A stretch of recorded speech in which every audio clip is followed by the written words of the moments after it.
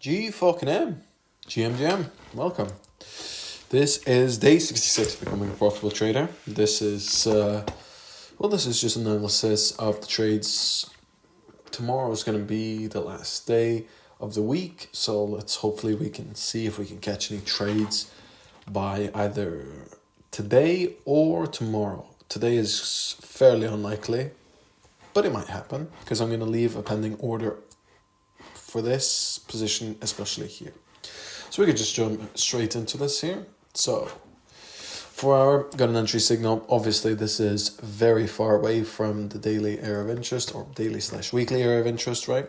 But still valid entry signal, nothing for us to even think about. And with this, I'm going to need a retracement back here. You can see a bit of the confluences. I'm going to need a retracement back here to go to the downside. I just simply can't see it being profitable any other way. And it doesn't align with my strategy. Sometimes the way I do my positions is that I just simply don't take the trades because they evade me. So let's say it ends up here and it just does this, trace back here and just keeps going down. And guess what? Nothing happens because I didn't win, I didn't lose, I just missed the trade. And that's just part of the game with how I take my positions, right? Next, we have USD CHF, which is evading as well, going straight past the daily area of interest here. We want it on the lower high here, but it has yet to reach that area of interest here, but we're getting pretty close here with a 15 pip difference, and I've seen definitely like 90 pips an hour, right? So it definitely can happen, but it's just something to be aware of, right? So in this pair especially, I'd be looking for this, a breakdown, a confirmation on the 4 hour, and just jump straight into the trade. Let's say right around here. Stop loss will be explained later on if the position presents itself. Euro USD, as you can see, we've got with the weighting of the break of the lower high. So not much to say on this, unfortunately. I don't think this is going to get filled, or at least I don't think this is going to have a position this week, because you have to remember what it has to do. It has to do break above this area of interest, retrace back down, and retrace back up into this, for example, let's say. All this in one day? I don't think so. I don't think so. I know so, right? I mean, anything can happen. Maybe banks just shoot it up if it goes flying back down, and all this happened at 3 a.m., right? Unlikely, but can happen. Next, this one, very much the same concept of having this here, and of course it's not waiting. Having this here, lower highs here. I just need a break of the lower high and go long. Euro CHF, very much of the same thing here, but we just needed a break of the higher low on this, which we got. So that was the previous higher low right here, which we got. So we dropped down to 30 minutes, and this one is constantly evading us.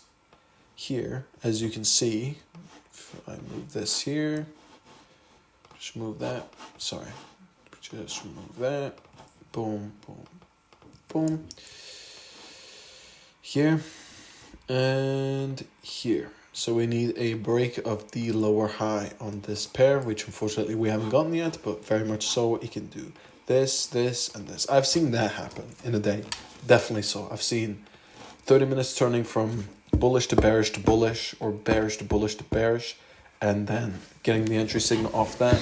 The only thing that would concern me slightly is how far we are away from the area of interest. I don't like to keep it more than 50 pips. It's a bit far because it looks like that, right? But for example, on the 4 hour, there was no reason for us to enter. It didn't break anything. It didn't do anything, right? Technically, this was the break of the higher, but this was last week, and we were operating in this time frame here. So I was still correct on this, because this was here, right? But suddenly it broke above, and we were still operating with the frame of this being the higher low. So no missed opportunity there. This one, very much the same thing. I don't think this will play out tomorrow. Might not. I very much doubt so. GDP USD, we just need a touch of the weekly/daily area of interest, which unfortunately we haven't got yet. Could happen, but a shift of structure, so let's say this happening, and a shift of structure plus an upside, doubt it, right?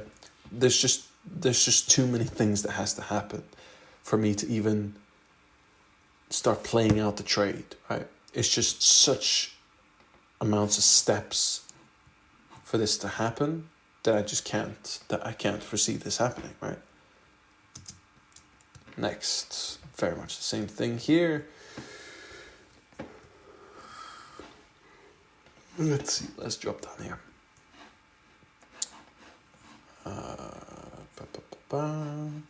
Yeah, I remember this. This was on Monday, closed inside.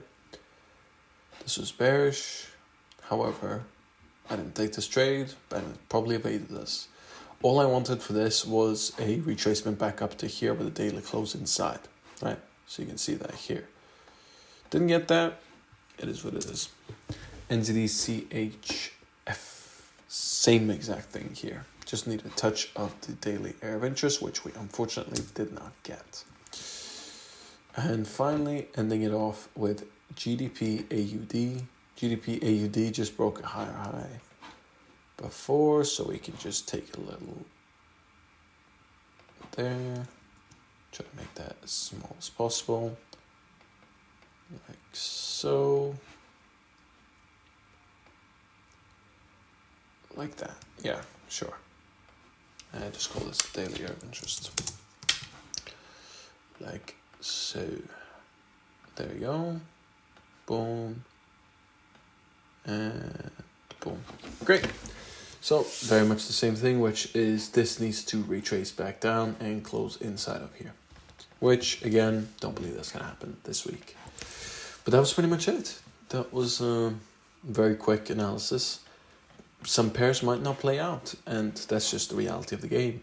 Now, unfortunately, I missed Monday on the Sunday swings, which is one more day where I could have taken a trade. So just Sunday is the day, especially Saturday and Sunday. If you're working a full-time job, let's say Monday to Friday, you're off and you're between 8 to 4, 9 to 5, right? Saturday, Sunday is just the weekends are where you have to buckle down. You have to get that extra course. You have to review, analyze, predict. Not even predict, it's just plan, right? Planning is the most important. And I came up with a point, I believe it was today actually, which was talking about the difference between somebody having lightning fast reactions and somebody being prepared, who's going to win in any situation, right? So I took one situation, which was you're late for, let's say, work. You're supposed to wake up at 6, you wake up at 6:30, your bus leaves in 15 minutes, right? The guy who's prepared is going to win. I don't care who you are. You might be the Bruce Lee, Flash, lightning reactions with choosing everything, right? You might very well be very close to being the same guy who was prepared. But if you have all the clothes the night before, you have your backpack packed, the only thing you need to do is step into the shower, go out, get yourself freshened up, and leave. How are you going to beat that guy? Because then suddenly when you wake up, you got to choose between the clothes, then you got to take the shower, then all these different things, right? Just a little thought. The prepared person is going to react a lot faster than anybody who has lightning speed reaction time. Just a little nugget for you.